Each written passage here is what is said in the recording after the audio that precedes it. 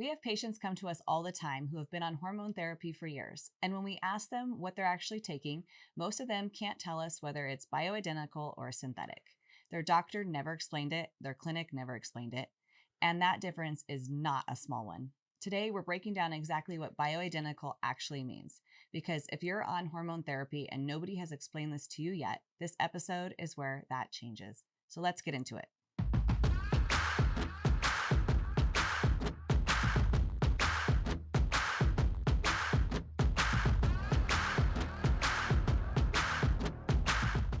Welcome back to In the Gray Area with Rev Health. I am Brittany. And I'm Travin. And today we're talking about the difference between bioidentical versus synthetic. Those are kind of the two common words that people use to describe hormones. And, a lot of people think it's kind of just like a marketing type buzzword, but there really is a difference when you look at it. And it mainly doesn't have anything to do with how they're made. It's more about how they act in your body.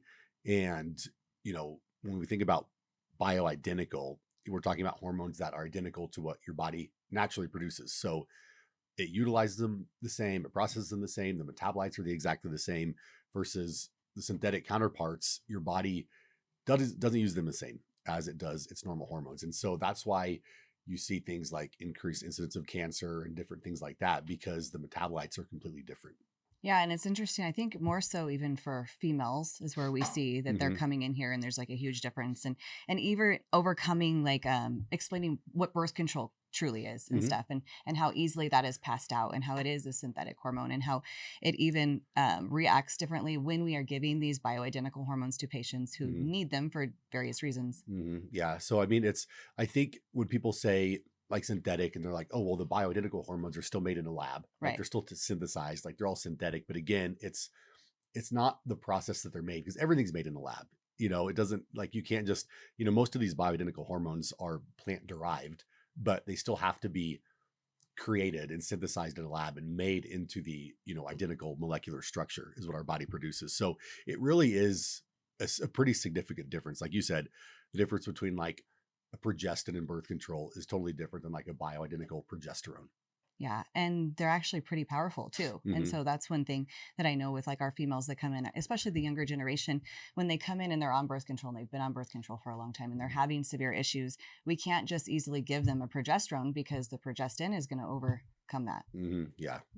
Totally. And it's just, we talk about this all the time with the bad rap that hormones get, and the Women's Health Initiative study, and all of these like negatives that are associated with hormones are from studies using synthetic hormones, and they're from outcomes looking at synthetic hormones. And so if you look at studies with bioidentical hormones, and even just like clinically what we see, like there is never any harm that's shown with the bioidentical hormones. But even a lot of physicians and even people in the research space, a lot of times, like when they're looking at studies, sometimes these studies don't even differentiate between the two, or they'll interchange like progesterone with progestin, and they'll say like an estrogen instead of estradiol and stuff. And sometimes they'll just interchange them. And so you really have to like actually look into what are they actually using in the study, because sometimes like if you're using even like Google or AI, it'll interchange the two. Yeah. And so the results that you're getting is a combination of like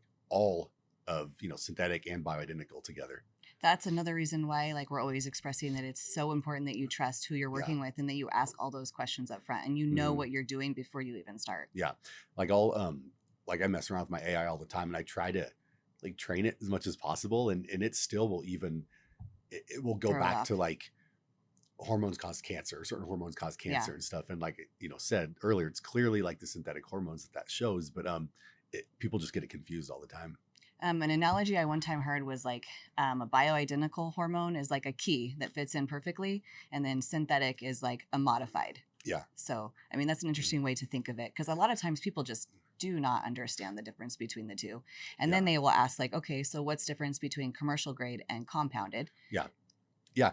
You're right about the key. So like all hormones act on like a receptor pretty much. And so that hormone fits into the receptor on the cell identically, right? It matches perfectly, versus like a synthetic doesn't. And so when even like looking at, I know you mentioned birth control, but things like when people reference like anabolic steroids, a lot of times, like even though like testosterone is an anabolic steroid, like estrogen's a steroid hormone, progesterone's a steroid hormone, like But when people say that, it's a lot of these synthetic, Right. like they're all synthetic compounds, right? Like they're derived from testosterone or DHT. So like the parent molecule is bioidentical, but then they alter it to make it more specific to what they want it to do. But that doesn't mean that it's like better for our bodies in the long run.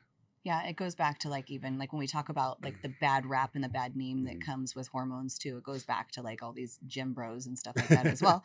Yeah. But it's like it's hard to overcome some of the information just because it's been like 20 years, Mhm. probably more of Yeah. just all Yeah. of this like really bad misinformation out there Yeah. And like I said earlier, I think everything just kind of gets lumped in as to one. to Mhm. kind of one category. And so there is definitely an important distinction that, needs to be made when you're talking with people. And so I think still, we talk about all the time how providers barely get taught about hormones in medical school, but the ones they are taught about are the synthetic hormones. And it's Right. basically that they're bad. Yep. They cause cancer, don't give them, only give them for a short window of time, that kind of thing. And these are the doctors that are actually dealing with like hormone sensitive I know. cancers Yeah. too. So Mhm. it's really sad. It is. Yeah. It's like, you had asked about like compounded versus commercial. And so, I think that gets misconstrued a lot of times because there is commercial bioidentical products, there's Mhm. compounded bioidentical products, and like vice versa with the synthetic hormones. But a commercial product is just basically like a brand name drug or hormone, right? That like a pharmaceutical manufacturer makes. And so compounded version is just a specific like formulation, like patient specific. And so you can change the delivery system, the concentration, the dose, all that kind of stuff to make it more custom for the more patient. personalized. Yeah. Yeah. So, like that's why a lot of times, like the estrogen patch, for example, like Mhm. estradiol patch is like super popular now. Yeah. I see it all over social media.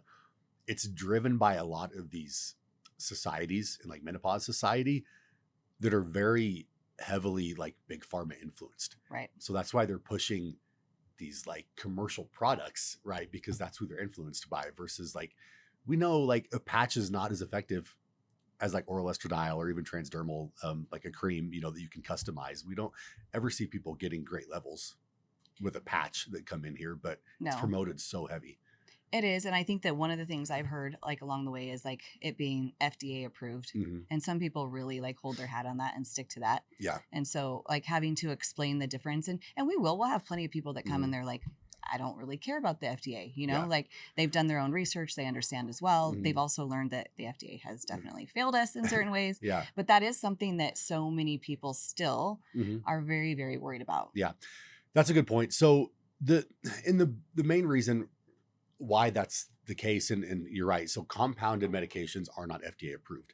And the reason they're not is because the compounding pharmacy would literally have to submit every single version, formulation, dose, strength, like for approval, right? And it just getting one approved takes a lot of money, right? Mhm. And so And time. right? And so because they're all like custom patient specific, like they can't, like everything can't go through obviously an approval process to get approved. And so that's the only difference, is those specific drugs made by the pharmaceutical manufacturer has gone through the trials to be FDA approved. And so it doesn't mean that compounded hormones are unsafe. It just means that that specific formulation didn't go through the process. But like the parent drug or the parent hormone or whatever it is has been FDA approved.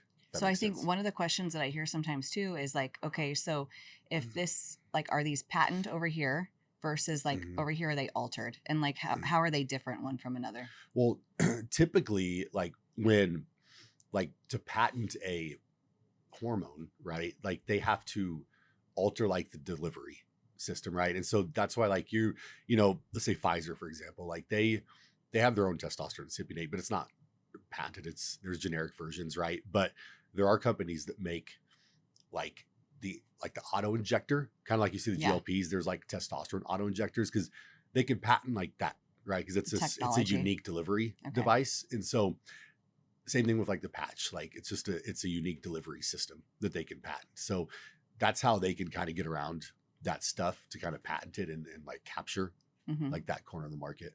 Another thing with the compounding that I hear from women that they're worried about because they don't understand is like, why does there have to be filler Mm-hmm. in with my hormones? Yeah. Well, sometimes it's, and again, I'm not a pharmacist, but I know sometimes it's like to bind it. Like I know progesterone, for example, is like when they micronize it, it's almost like a dust type consistency. They use things to kind of like bind it together.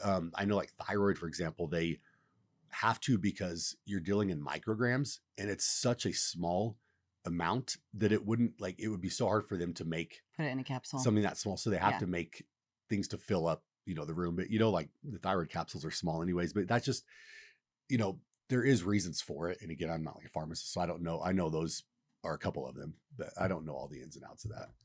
Yeah, I know that we aren't really talking about like dosing and stuff like that, but with progesterone, it's actually very, very fluffy, and you can only fit so much in a capsule. Yeah. And so I know that a lot of times women are really worried about taking too much when their dose is upped and stuff. And so, and also just worrying about, I think that still it's considered a prescription or a medication, Yeah. versus like understanding that these are like bioidentical hormones that your body naturally makes that you are deficient in. Yeah. And so, I mean, I just got a message this morning that was someone that had a consult yesterday, and she's so worried about a transdermal cream and wants to stop other capsules because she doesn't want to be on too many medications. Well, and so it's just like still overcoming that stigma of it being like a drug. Yeah. So when you were talking about the progesterone, and usually like typically they can only fit 300 milligrams. Right. You mean like women that need more than that are taking multiple, they think it's like, because they're taking multiple capsules, they have an issue with it. Yeah. Is And that what you mean? yes. And it seems like they think that they're like afraid to like overdose on progesterone. Yeah. So. Yeah. I know that that is, that's one of the nice things. I mean, I think commercial progesterone, I think just 200 milligrams is the max so that too. they make it. Yeah. So there is that's one of the big advantages of compounding, right? Is because you can go higher, like estradiol, for example. I think that's 2 milligram is like the max commercial dose. And like, we can make whatever we want in that. I mean, and we have people on 2, 3, 4, 5, 6 milligram capsules of estradiol. And so like, that's one thing where it's like the convenience factor is nice, custom. But typically, like you brought up like filler, like typically the ingredients are a bit cleaner, like in the compounded versions versus the commercial brands. And so there's just a lot of big advantages. I mean, we only use typically compounded hormones. Right. But we've also seen a difference in like different pharmacies that we're using. Yeah. One compounding pharmacy versus another isn't always the same. Not at all. No. And we have witnessed that over the years. And so like, even usually we're the guinea pigs of trying things first, but I'm so thankful that like through WorldLink we found MedQuest, because it's totally been a game changer. Yeah. But also I just was talking to a new lady yesterday, and she was telling me that all these things she's on 200 milligrams of progesterone that's slow release. Yeah. She's on a testosterone pellet, an estradiol pellet, and I can't even remember, but her doctor told her to even stop taking her progesterone, that it wasn't good for her. Oh, but she's on the estradiol. Yeah. Yeah. So, I mean, it's just really sad out there, because there's so many people that do not understand and know what they're doing. And it's actually causing a lot of damage. You mean they think it's not good because they probably like they associate it with like a progestin? Probably. That's all that they, that's all that they know. Yeah.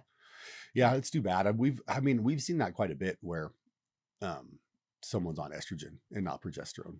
And it's kind of scary with some of these women that are menopausal. They're not making either hormone, but then you're like, really are causing risk putting them on estrogen without the progesterone. And that's what I was explaining to her too. And she had no clue. She's like, when we got off the phone, she's like, I'm going to go dig through the trash and find my progesterone. she literally threw it out. Yeah. I was like, I think you should probably get some blood work done. And so she's going to come with us and get some blood done. But like I was just going to say real quick, going back to what you said with like different pharmacies. And that is true with even like commercial, and like that is the biggest reason why we use the specific pharmacies we use and why we use compounded. Because let's say like when someone comes to us on the commercial hormones, like milligram for milligram, we typically see like the blood levels aren't the same. Right. Like they don't achieve the same blood levels. Like let's say someone's on 200 milligrams progesterone commercial versus like a good compounding pharmacy.